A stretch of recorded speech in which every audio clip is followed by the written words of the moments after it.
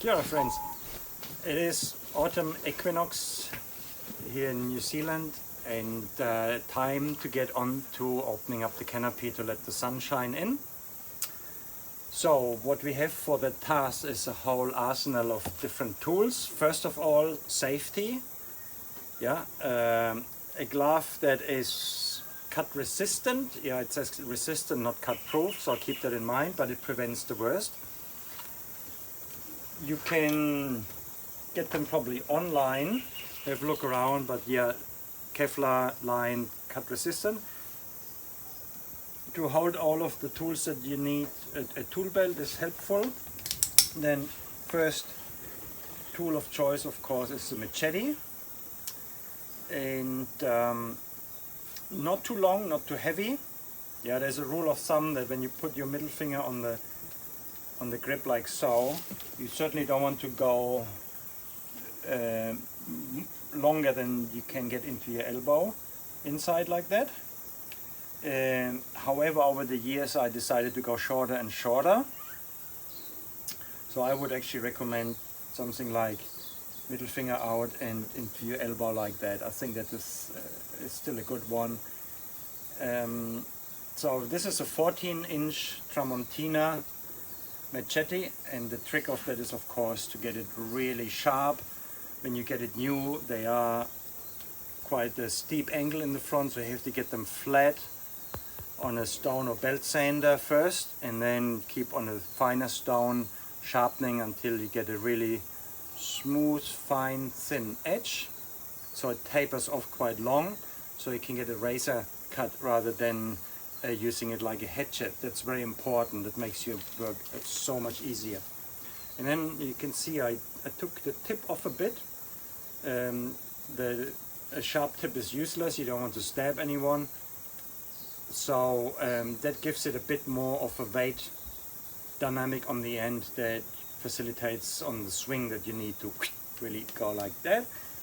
And then we used to make these with leather, and you see it's not a sort of a Pocahontas type that's sewn at the edge here. It is actually sort of sewn at the back, so that means it comes in and out easier. It doesn't get wedged into the side where the sharp edge is, because you want it coming in and out really easy. Then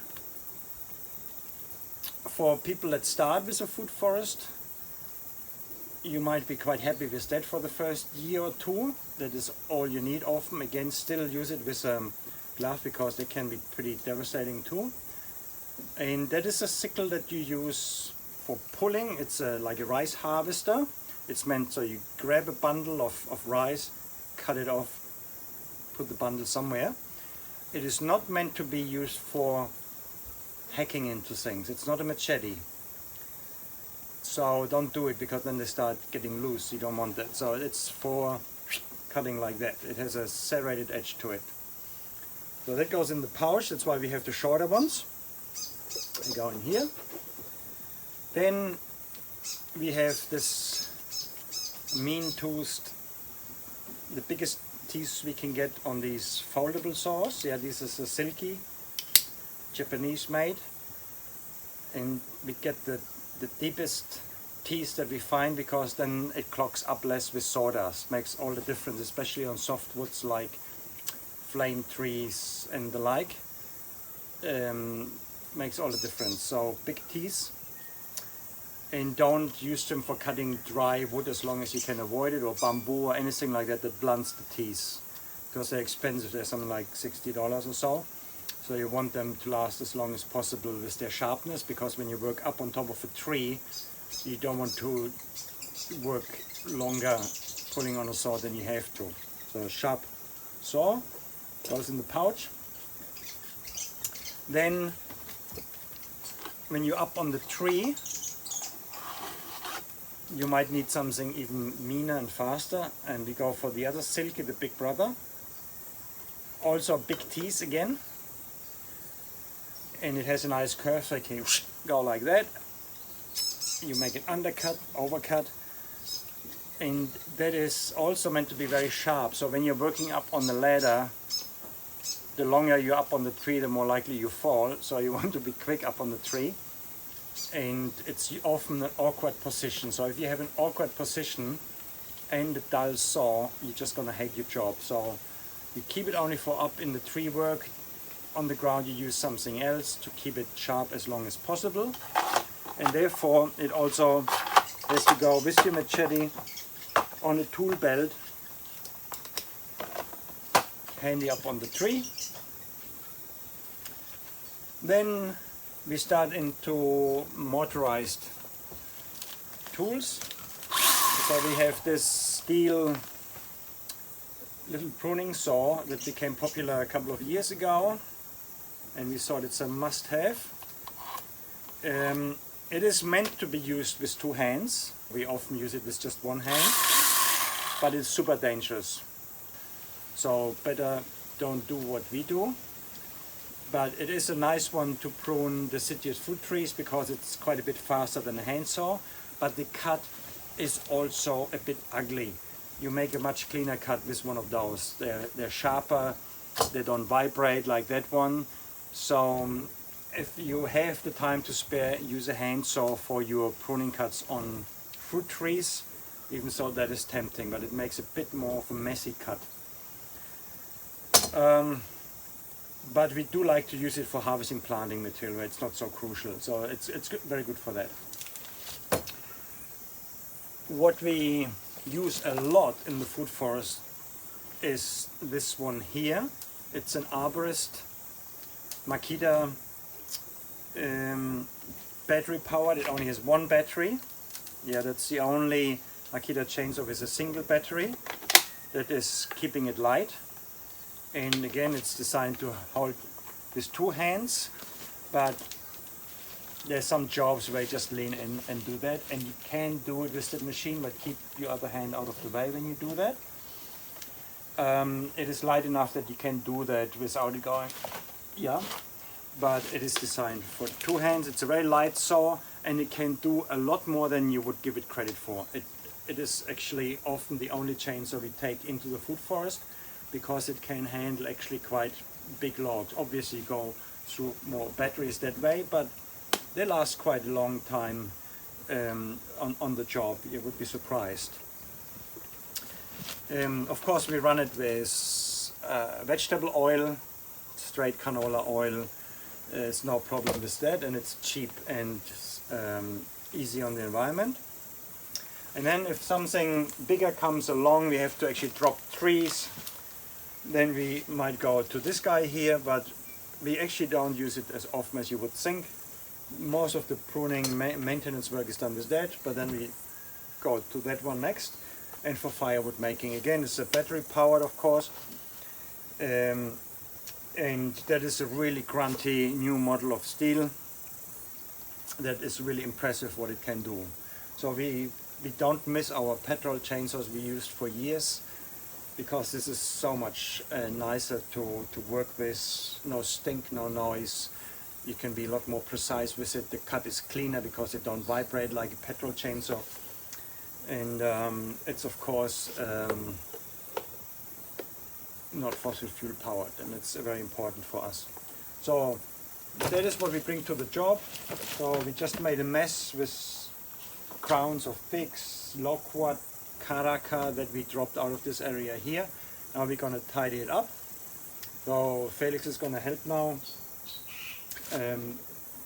Trim it up whilst I might go on our beautiful Scorpro climbing frame and get some more branches down. So that is our equipment that we use. It's easily carried to the site, and that covers all we need. And wherever we can, of course, the Machete is our first go-to because it's the most versatile tool, the most effective tool for small stuff. You often feel overwhelmed when you bring the crowns and branches of trees down, and it's a big mess, but you can always be surprised when you get good at the Machete how fast you do a tidy up with just a Machete before you even have to look for any other tools. So here's, for instance, a flame tree. They're very nice to trim up with the Machete. That's one of a criteria why we use a flame tree over acacias, for instance, because acacias are not as fast growing and they are often quite wiry to tidy up and harder to work with a machete. Quite a difference, whereas these guys are like butter. And of course the cutting glove, cut resistant glove, is not just for safety on the machete, it is also when we use spiny stuff like here. The flame tree has all these little spike proteins coming out, and they don't get through the glove, right? And that makes quite a difference in your work environment. So we cut downwards away from the body, so we don't end up in our knee. So we don't do that. If we can avoid it, we go away from us like so, so that if we do get through, that the wood was not as hard as we expected, we are not hitting our shin, we go away from our body, right? So we work downwards, we pick up the thicker end, and then the most injuries with a machete actually don't happen because you do the wrong direction of a hit. It is often the case that you get deflected by it, like I draw out and get stuck here on a vine, and I'm drawing out and that messes up my cut, and then it ends up on some body parts. And that is where the glove actually protects you. It's these sort of misguided hits that only hit you with part of the force, but they go where you didn't expect it. So that's where these protections come in most. If I would fully hit on my finger, the glove is not a huge protection, apart from finding the bit of the finger easier. But it protects me from a deflected hit and saves my fingernail or something. Yeah. So that's the experience that we have over the years. And then of course, whenever you work with a machete and you do swings like that, keep your left foot forward. Think about that, because I mean, if you're right-handed, it is.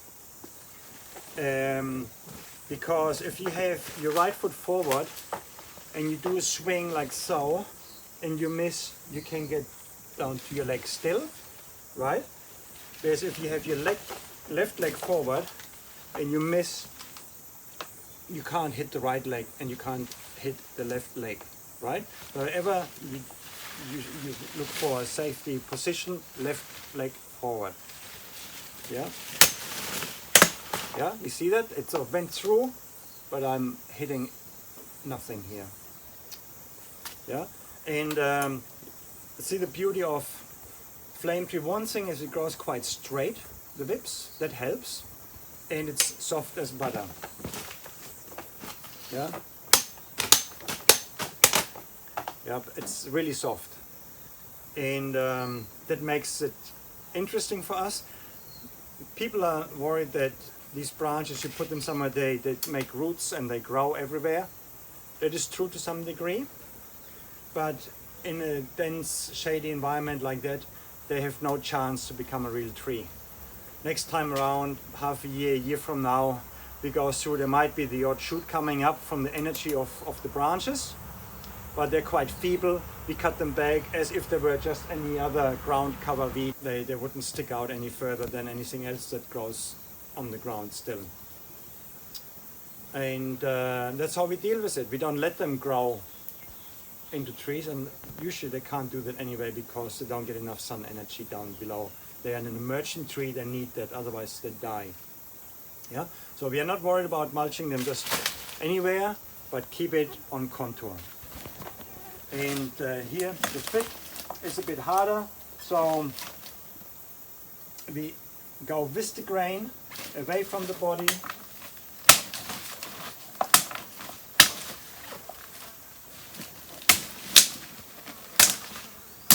So we start with the smaller stuff, work into the bigger stuff.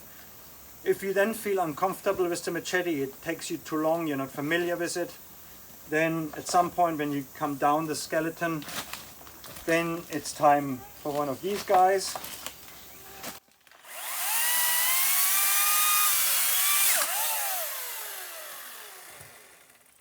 And then that goes contour.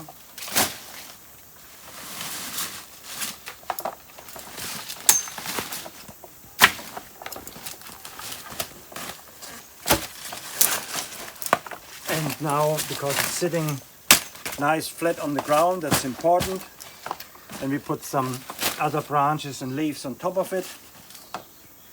Then these guys will be moist enough that they get colonized by fungi very quick and turn into beautiful sponge. So where does a sickle come in an old food forest? There might be some areas that are delicate, there might be some plants in there that you have to work around, they're precious to you.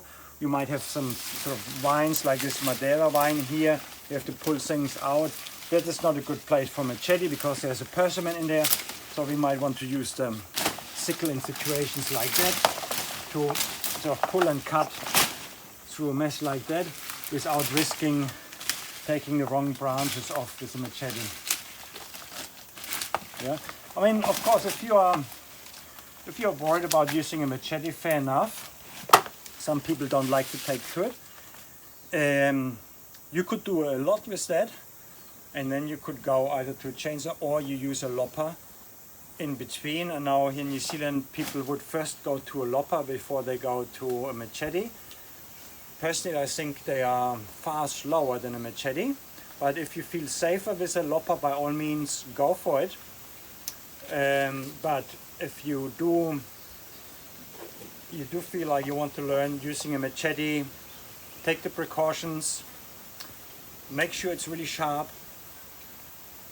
It's safer to work with a sharp machete than with a dull machete, and the reason for that is you can easily get frustrated with a dull machete and it doesn't want to go through it, and you get anxious about it and you draw further, you might get stuck somewhere, you really draw, you get really angry, and then suddenly it goes through and it's unexpected and it hits you somewhere. So sharpness is actually safer than having a dull machete, and you don't need to draw so far with a sharp machete. You know, it's much more controlled than if you have to really draw out, because that's the only way to get through there. So keep that in mind, sharpness is all what it's about, and it's the right length. So don't go into any fancy cane knife things you see in horror movies or anything like that. They're not useful in a forest garden. They're designed for harvesting cane every day in your working week, but they're useless in a food forest. They're too heavy, they're dangerous, they will give you a tennis elbow, and you have no fun with it. They might look good on Instagram, but for your daily work in a food forest, they are the wrong thing. If you want to order them in New Zealand, look at Blade Master, Tramontina 14-inch. That's at least a good beginner machete, so don't go for anything longer. Or if that's the only thing you get it longer, cut them off to 14, 15-inch and sharpen them up to get that. Yeah? Alrighty. Have fun with it and good luck.